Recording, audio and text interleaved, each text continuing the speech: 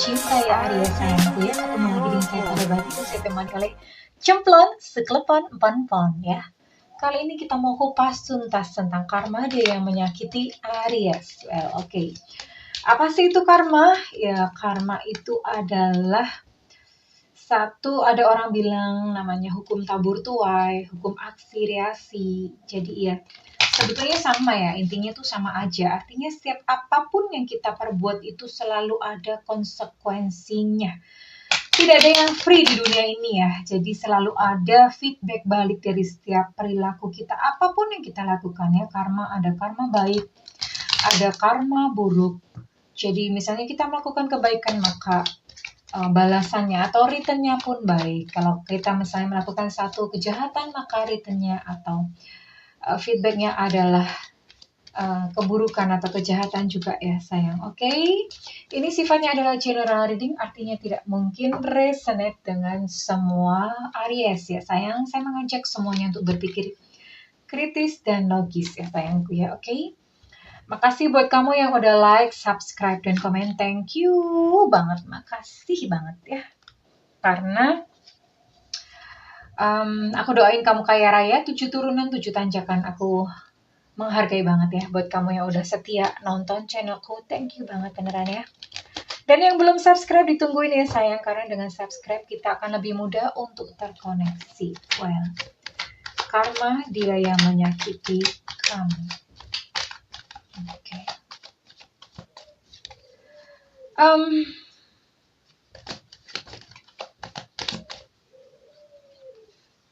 Konflik. Oke.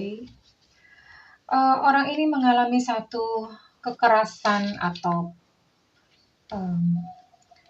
kekerasan itu belum tentu fisik ya, bisa jadi kekerasan fisik, bisa jadi kekerasan verbal kekerasan verbal itu misalnya dimaki-maki, nah itu kekerasan verbal, tapi dia mengalami satu paparan emosi yang cukup dalam ya. Wow, ini orangnya sepertinya memang emosional karena di sini banyak banget energi api.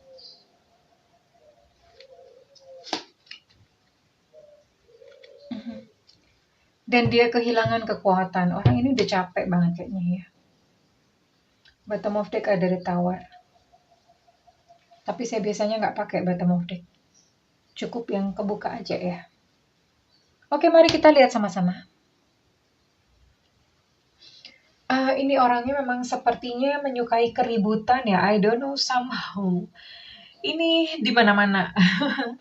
Di mana-mana keluar satu keributan ya. Memang ini orangnya sering banget terlibat konflik ya. Jadi bukan hanya dengan kamu saja, tapi dia nggak tahu ya, kena masalah juga dengan yang lain-lainnya gitu. Jadi banyak konflik ya dengan orang lain. Misalnya ketemu dengan orang atau masuk satu komunitas itu berantem melulu ya, ribut melulu ya. Antara mungkin dia yang jadi biang keroknya, atau dia yang apa ya istilahnya, atau dia yang dizolimi gitu ya. Bahasanya seperti itu. Karena saya sebetulnya kurang suka sih istilah menzolimi, karena gimana ya? Sebetulnya segala sesuatu yang terjadi dalam diri kita tuh ada andil kita sendiri. Aduh, ntar. Sorry. And ya, dia ini secara emosional, secara batin orangnya capek. Beneran ini capek. Energinya tuh bocor ya. Energinya tuh terkuras untuk hal-hal yang tidak bermanfaat, hal-hal yang apa sih, yang remeh-temeh gitu, hal-hal yang mubazir gitu ya. Bener gak sih ya istilahnya mubazir? Tolong dikoreksi ya teman-teman ya. Apa sih, pokoknya nggak bermanfaat gitu loh. Itu namanya mudorot ya namanya ya. Kalau nggak salah. Jadi ini energinya habis untuk gitu-gitu nih, ini orang ya. Dia bahkan terlibat dalam satu kekerasan, benar-benar mungkin ini mungkin sampai baku hantam fisik, atau bahkan perdebatan secara verbal. Perdebatan secara verbal tuh ribut ya. Ribut percakapan conversationnya tuh ribut gitu ya, udah sampai rame gitu ya. Dan dia kehilangan kayak, iya gimana sih namanya energi bocor, pasti dia cepat lelah, dan akibatnya apa nih, dia sakit loh. Ini dia mengalami satu penyakit loh, ini sakit, ini fisiknya nggak beres ya. Too bad gitu, ngantemnya ke fisik. Memang kalau orang itu biasanya kalau Gini ya, jadi setiap manusia melakukan satu kesalahan itu ada namanya di dalam hati kita masing-masing itu ada namanya kompas. Atau biasa orang sebut itu hati nurani, ya itu sebenarnya kompas atau itu satu sign dari Tuhan itu nggak bisa nyembunyiin. Jadi misalnya salah atau enggak. Nah, dia sebetulnya ngerti gitu kalau dia melakukan kesalahan. Nah, kemudian dari situ keluarlah sensor dikirim ke otak ke dalam subconscious mind itu adalah pikiran bawah sadar dan itu mengakibatkan hidupnya sendiri itu nggak tahu ya acak dulu dengan sendirinya gitu dengan termasuk tumpukan-tumpukan rasa bersalah, tumpukan rasa sakit itu akhirnya jatuhnya ke penyakit ya. Biasanya orang yang banyak melakukan kayak gini, bocor, ada kebocoran emosi, emosional, sakit hati, dendam itu lari ke penyakit. Ini namanya psikosomatis ya. Bisa berat, bisa ringan ya. Kalau misalnya memang intensitasnya berat, dia pasti penyakitnya berat gitu ya. Padahal sebetulnya dia tuh fine-fine aja harusnya kalau dilihat dari segi kehidupannya. Maksudnya secara finansial ini saya lihat tidak terlalu bermasalah ya secara finansial ya. Karena di sini ada hadir kartu The Empress ya. Ini secara finansial dia baik-baik aja, tapi memang orangnya memang karena sepertinya dia adalah seorang penyuka konflik nih, ada Knight of Wands. Di sini ada Knight of Wands. Sepertinya dia memang penyuka konflik. Ini orangnya cerewet, memang suka cari-cari perkara. Ya, akibatnya apa? Bocor energinya. Capek ini, capek segala lahir batin apa segala macam dan akibatnya capek apa ketika uh, ditawarin atau ada satu cinta datang gitu dia udah nggak ada hasrat ya. Ibaratnya kayak udah mati gitu. Terus kemudian ketika ada tawaran pekerjaan datang, dia kehilangan semangat gitu ya. Itu akibat dari memang gimana orang energinya kalau udah bocor, udah capek kan dia nggak pengen ngapa-ngapain gitu ya. Dan ini kentara banget ini dari beberapa kartu ya. Di sini ada Three of Wands, Page of Wands, kartu The Strength Reverse ini semuanya berbicara tentang he's losing his energy atau sis ya. Dia tuh kehilangan energi, bukan kehilangan energi. Energi itu nggak bisa dihilangkan, nggak bisa dimusnahkan. Cuman ya boros, energinya kembali ke semesta ya. Tapi untungnya memang orang ini sepertinya punya komunitas yang baik atau keluarga yang baik. I don't know ya, dia punya sepertinya dia masuk ke dalam satu komunitas yang tepat yang support sih, ya, yang bisa mensupport dia. Tapi yang jelas orang ini acak-adul banget ya, hatinya acak-adul, emosinya acak-adul, nggak tenang gitu. Orang berantem terus-terusan tiap hari juga pasti capek kan. Saya pernah ngalamin, saya berantem aja tuh capeknya tuh berbulan-bulan ya. Berantem sama sahabat ya. Nah, apalagi orang ini gitu loh. Wow, ya. Ya, dia cukup terpukul gitu dengan ini ya sendiri dan yang paling paling mungkin paling paling melelahkan dia adalah pertengkaran-pertengkaran ini sangat membuat dia lelah ya. Dan ya, dia mengalami satu sakit, satu penyakit ya.